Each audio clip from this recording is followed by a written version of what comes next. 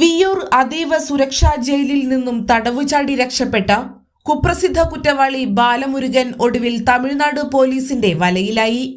തമിഴ്നാട്ടിലെ ട്രിച്ചിക്ക് സമീപം ബൈക്കിൽ സഞ്ചരിക്കവെയാണ് അതീവ രഹസ്യ നീക്കത്തിലൂടെ ഇയാളെ പിടികൂടിയത്.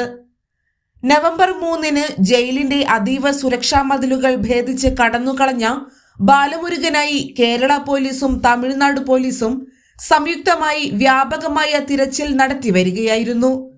5 കൊലക്കേസുകൾ ഉൾപ്പെടെ തമിഴ്നാട്ടിലും കേരളത്തിലുമായി 53ഓളം ക്രിമിനൽ കേസുകളിൽ പ്രതിയായ ഇയാൾ ജയിൽ ചാടിയത് പോലീസിന് വലിയ തലവേദന സൃഷ്ടിച്ചിരുന്നു.